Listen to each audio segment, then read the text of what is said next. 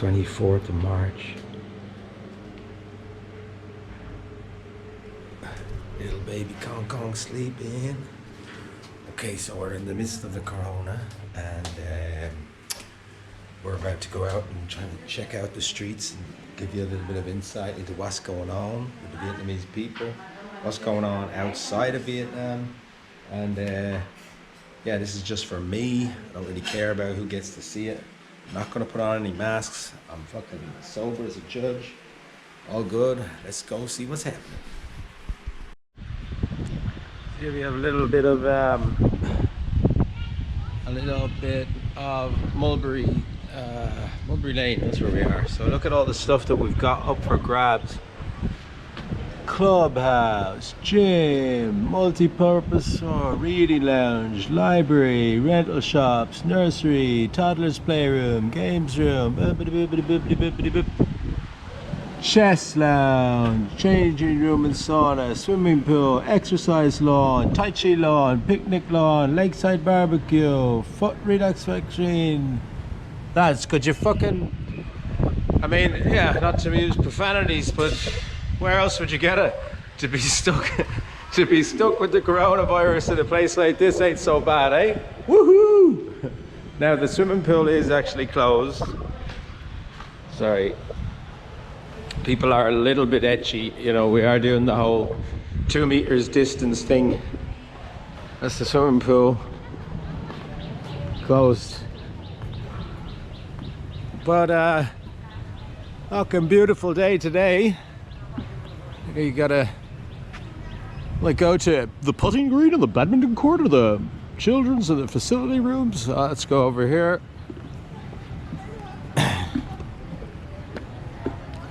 Supermarket restocking.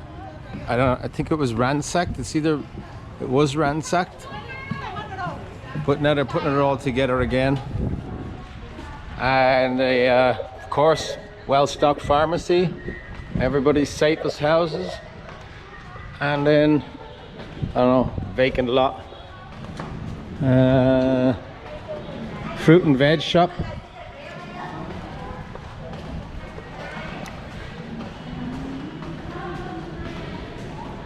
Okay, and that's the gym. So you get the idea, guys, right? The lounge.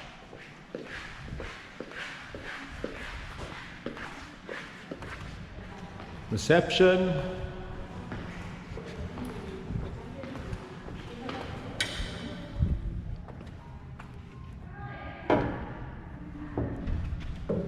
Pretty snazzy, right? So there you can see a high-rise building, okay, and all construction work there has come to a standstill. So construction workers have stopped working, but I don't know, I mean, maybe it's like 50% employment or something. Look over there, there's a woman selling potatoes. Right, you can't quite see it right now because I can't fucking zoom in, but there's a woman over across the street pushing a stall full of mixed goods. So as you can see, plenty of people are working the grind, as you might say. Look at that for stoicism in the face of all of this. Pushing a cart like, I don't know, little knickknacks and whatnot, but what a hustler, eh? Here's me with my soda water, taking a cruise. So every day I wake up and I say good morning to my baby, and normally I bounce him around in my lap and we go goo goo gaga, goo goo gaga, and he starts laughing and I start laughing. It's a great way to start the day. Then I open up my Kindle and I start reading the bad news. And lockdown in the UK, New York has been hit worse than anywhere else. I think there's twice as many people in New York are dying as the UK. Kind of hard to keep up with how fast it's spreading, and then I zone out of that and I go into Russell Brand and I watch Russell Brand interviewing on his Under the Skin and his luminary guests. It's quite therapeutic to see somebody with such a skillful grace and equation, an elegant way of putting words, and his discussion on herd immunity and how we deal with this. He was talking about how we can either turn this into a positive or a negative, and this might well be a lesson for all of us as a society to learn that something like this can happen, and that we as a people need to come together to be closer to each other and to care for each other more, instead of being these poxy little robots that just go from A to B and do what we're told. That maybe now, although there is probably most likely going to be imminent rioting on the streets, that there's still going to be a large percentage of us as a civilization that will come together and express our kindness and generosity and goodwill towards our neighbours. So God bless Russell Brand, and Blind Boy hasn't put his podcast up yet. I don't know, maybe he fell asleep on the wheel last night. I'll be waiting for him. It's Wednesday, so where are you, Blind Boy? Okay, I'm going to bring you to a flower market and then a coffee shop, and then I'm going to go to a mall and check and see out what's going on down there. Over and out. So here we are at the start of a kind of a second-hand marketplace. Birds are chirping, everything's good. Sing right. Yeah, some people say those, some people don't. Generally speaking, we are not close.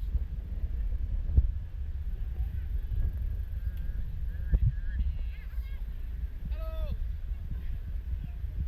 I wonder what Kay will say if I come home with a bird.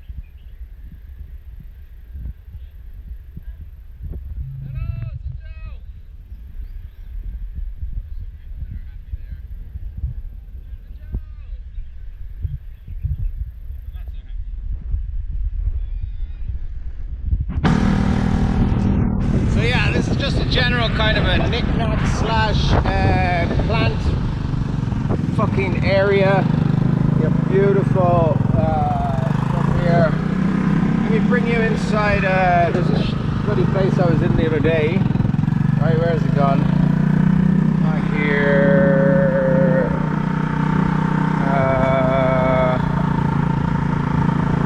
Is it there? No, there was a nice place with the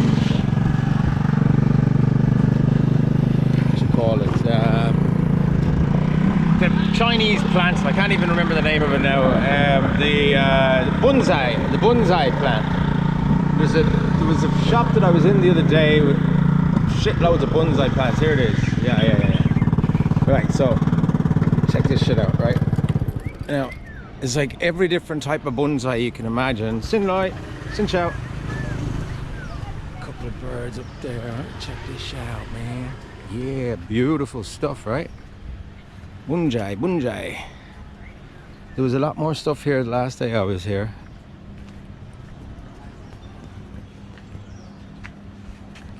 Now obviously these are way too expensive for anything that I'm going to be doing. Okay, let's jump back on the bike. Tambiet. Let's just keep going, keep it on one continuous reel, because I don't know, the hostility is something that seems to kind of change on a kind of a daily basis. It's kind of tough to put into words.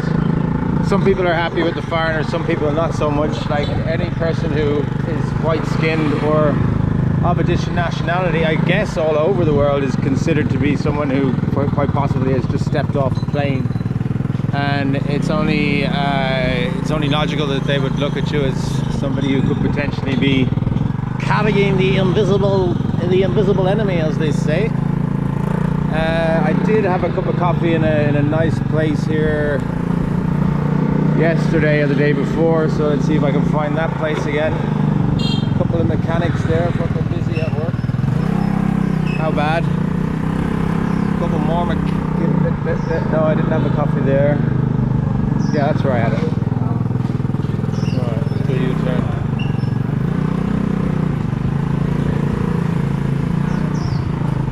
So generally speaking, no need for parking, just rock up wherever you want. Joe. Everyone's here. Xin chào.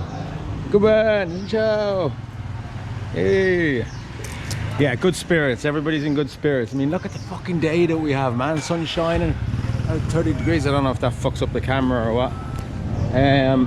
Yeah, this is where I had my coffee last time. Not so bad, right? Snug as a bug in a rug.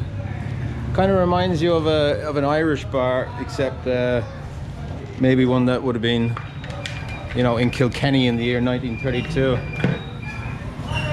Xin chào, tôi muốn một cafe soda. Cafe soda. Yeah, thank you. Yeah, so that's it, guys. I'm gonna have a coffee and then we'll take it from there. We might go on to Royal City, see what's happening in Royal City. Ciao.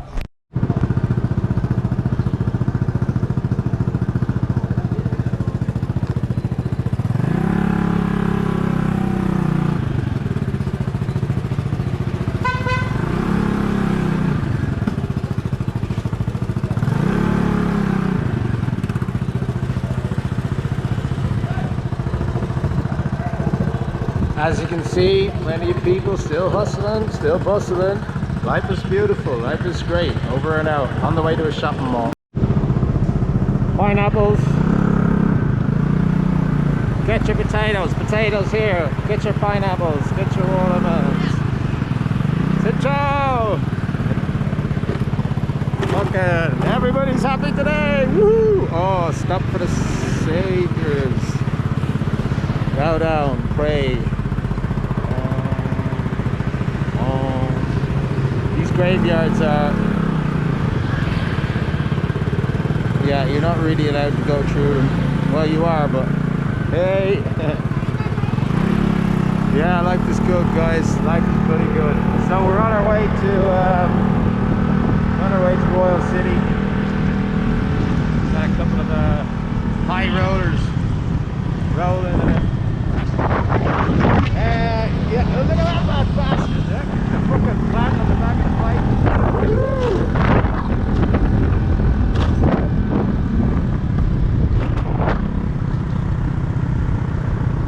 Now, of course, I'm running the risk here of, you know, ending up with what I said I wouldn't end up with. It was a video that's longer than fucking 10 or 15 minutes long. But I don't really care because this is not for other people. This is only for me. I don't really care how many times I have to say that.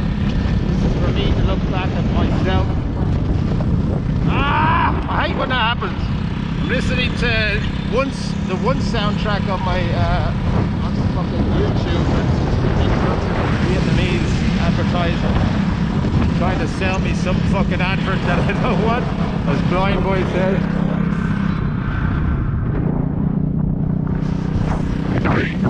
Because the thing is that in years to come. Oh shit. Shit, I just dropped my fucking... Nobody's gonna drive over it. In years to come, I'm gonna look back on this, right?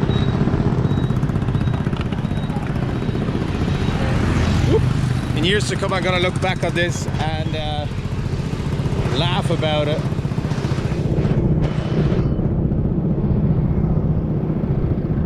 You gotta wear the mask. Alright, I'm gonna leave it at that. Yep, okay, leave it at that. Check out that guy welding away. Xin chao! No, he's not happy. Alright, so now I'm just going to demonstrate the absurdity of, you know, oh, there we go, nice brave song from Calm Mind. I think it's time to give it up.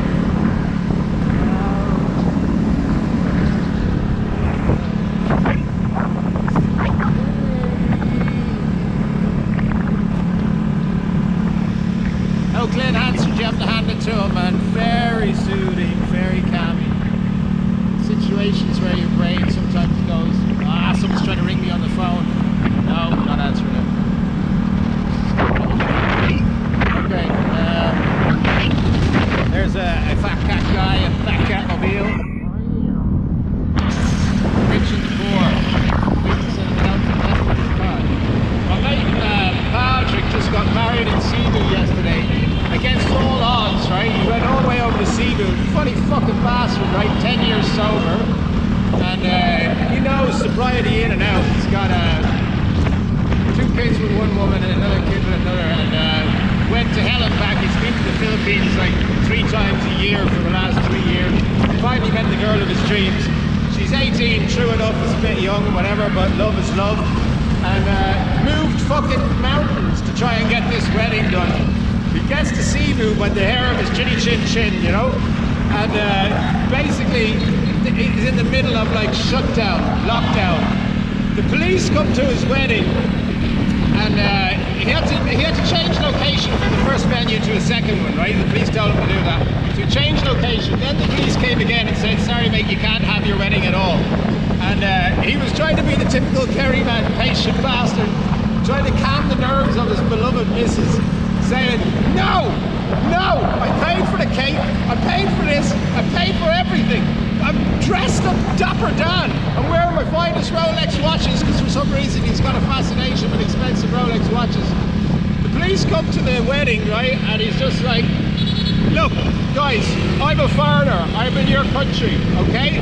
Now with the greatest respect, can you please let me get on with my bloody wedding, which I paid fucking loads of money for? So the police said, look, we'll make an exception. As an actual fact, there were loads of weddings that had been shut down in Cebu on that particular day. Lockdown over there is like, you know, similar to fucking lockdowns everywhere. It's just like on the spot made up legislation. The police don't really know the exact details of the lockdown. So it's all kind of ad hoc, will I enforce or won't I? So the police came in and said, yeah, you can have your wedding, but you can only have it if people sit 3 people per table. The next instance they came in and said they're not allowed to eat food. The next instance they came in and threatened to close it down. Fuck me, man. I woke up this morning to see the video, and my God, did it put a smile on my face. He successfully pulled it off. A beautiful, beautiful video of him and his wife getting married in Cebu, despite the invisible enemy. And that's a man who's 10 years sober. Who's your man? It's just listening to the frames there. There's no point trying to change it. So, despite all that, like, madness, he eventually got married, got the video footage put up. Beautifully done video. The wife is stunning, of course. He's dapper. He's wearing his Rolex watches, all that jazz, and you have to hand it to him for a man who has been 10 years sober, who's been through the thick of things. Now he's a self-employed construction worker from England. His pound versus the peso has gone to shit, and he's worried about, like, does he go home? He's got a rented house and he's self-employed construction. And I'm saying, mate, you're a self-employed construction worker in England. You may as well say goodbye to that, like, just fan no maid, let a hull. There's no point in trying to make. Now, will I go into fucking the mall, or will I give you a little rundown of what a proper bloody? Yeah, I'll give you a little rundown of this. I'll just do a quick little loop around. So the wedding went ahead, and no, I'll turn around. We're to say where I said I would go. Piggy bank. That would make a lot of sense, wouldn't it? You know, you're constantly overwhelmed with the sense of, like, I want to buy that, I want to buy that, I want to buy that.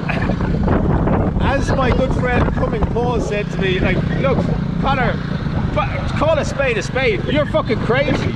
You are crazy. And that alcohol demon, that drug demon inside you, it wants to kill you. No fucking words can put it in any other way. Your alcohol and your drug demon, all it wants to do is kill you. When you went out there dressed up as a policeman with your Christmas lights and you fell down unconscious practically and had 3 panic attacks in a row, that was your demons telling you, I will fucking kill you if you don't listen to me.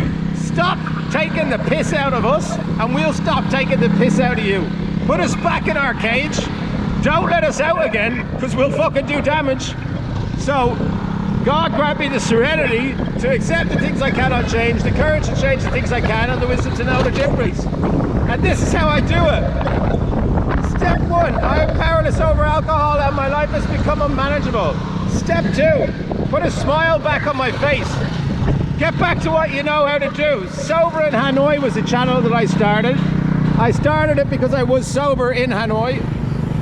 And I thoroughly believe in sobriety. And I believe in demonstrating to the world, regardless of whether this ends up being like a half an hour hour long or 45 minutes long or way too long for anybody to watch. It's not for anybody else. How many times do I have to say that, right? It's for me. Oh shit, man, this shit is quiet as fuck. This used to be one of this is where my English school. Oh, bloody empty as fuck. We're coming into 28 days later scenario. This place is normally like jam-packed. Normally there's a queue, like you have to queue up here to get in. What's it saying? Is it closed? Is it open? I think it's open. Yeah, it's open. Yeah. Yeah. Good stuff. Thank you. So, wow. Well, no, there's plenty of motorbikes, so it should be full scale. Yeah, you would imagine that there's plenty of people in here. But yeah, let's see. Where was I? Yeah, the train of thought sometimes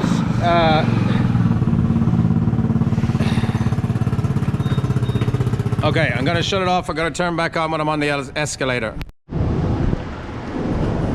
So this is where I used to work. You may well have been here before. Oh. That's the guy who checks the temperature, making sure that I'm not sick.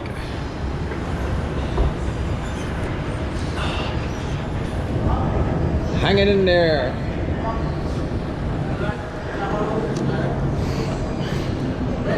Let's check out the supermarket first of all. Oh, pretty empty.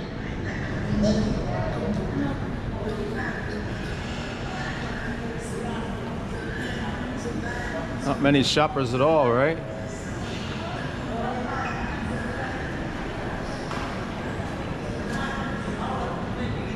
But that's a good sign, you know. If nobody's panic buying, that means nobody's freaked out. Like, well, maybe it's because people are too afraid to be, you know, in the supermarket in the first place.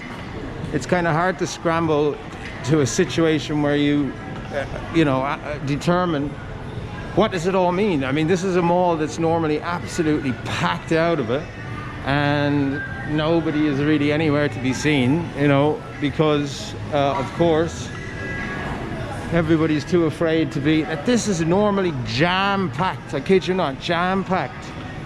That's the all-you-can-eat buffet, still open. Tiger restaurant still open. Cinema closed. Why would obviously closed cinema. See, the ice rink, is the ice rink open?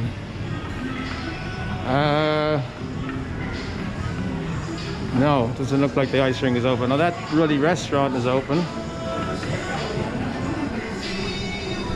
No, ice rink is closed as well.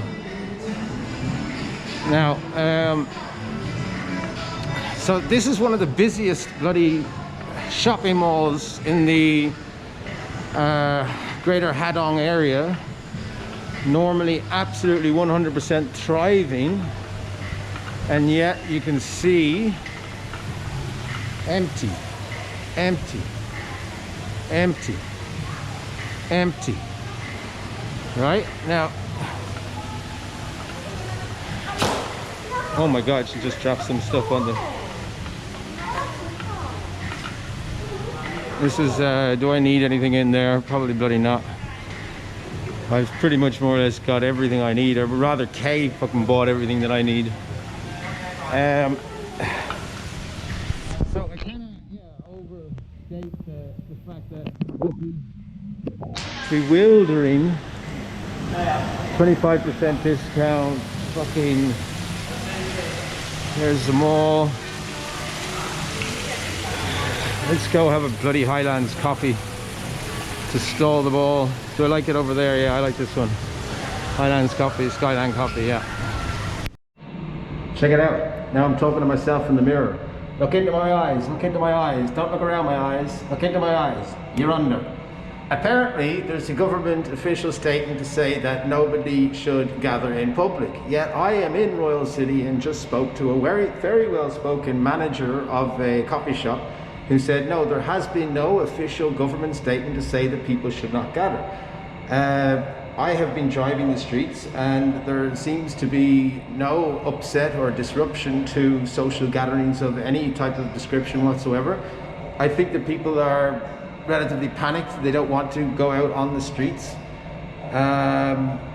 You know, that's up to everybody entirely. But now they're talking about, now my NA is going to be cancelled, and if my NA is cancelled, then I don't have my face-to-face. And if I don't have my face-to-face meetings, I just got to do my online. And if I just got to do my online, then, oh God, the online meetings are not the same as the AAT. The online meetings are not the same as the face-to-face meetings. The face-to-face meetings are very fucking important at the moment. So this is for myself in fucking 20 years time, and for my sober in Hanoi YouTube shit. I need my face-to-face meetings, god damn it. I'm trying to work this program, but if they fucking say that I can't have my face-to-face meetings, I'm gonna lose the plot. Anyway, now I have to fucking leg it back up real quick, real fast, because it's time to get, Connor's got to get his fucking vaccine sorted. And I completely forgot the case said that she needed to get vaccines done.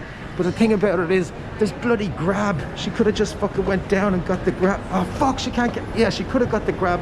She could have got a taxi that costs all of like fucking $4. But now instead she's rushing me back to the house. This is what happens when people get fucking into situations where you're in partnership. There's only one motorbike. I had to sell my lovely baby because she was stuck here when I fucking relapsed. Anyway, look, trying to juggle 20 things at the same time while staying sober, that's not good news. I don't like that my fucking face-to-face are going to be cancelled. Sitting indoors with just your, you know, your disgruntled fiance and your baby in the room next door crying, albeit that there's going to be two fucking nurses and a nanny on full time.